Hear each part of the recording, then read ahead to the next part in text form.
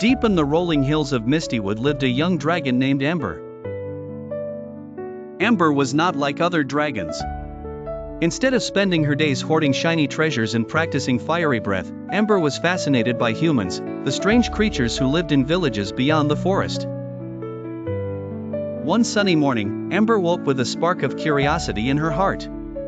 What did humans do all day? Did they really eat pancakes every morning, as the birds claimed?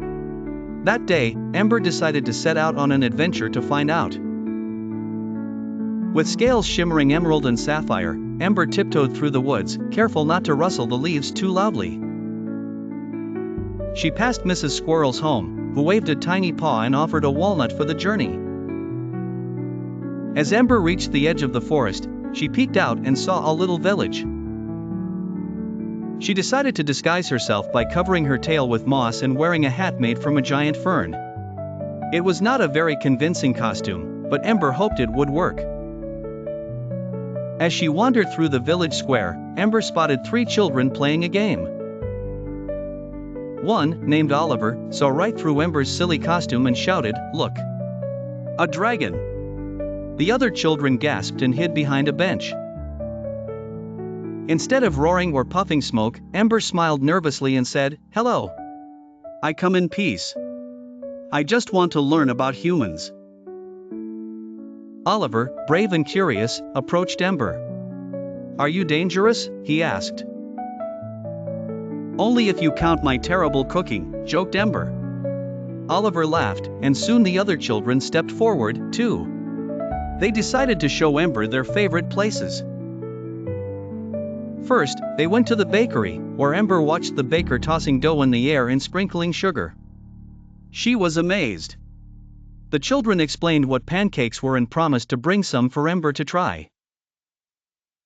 Next, they visited the playground, where Ember tried to fit on the swings. The swings creaked and squeaked, and Ember ended up stuck with her big tail tangled up, but everyone laughed together. Suddenly, loud bells rang through the village. The grown-ups rushed toward the square, and many stopped when they saw Ember. Some were frightened, others were curious. Ember nervously introduced herself. "I'm Ember, and I promise not to scorch anything. I just want to learn about your world." The village chief, a wise old woman named Greta, stepped forward and smiled. "Well, Ember, all creatures who wish to learn are welcome here." From that day on, Ember became a part of the village.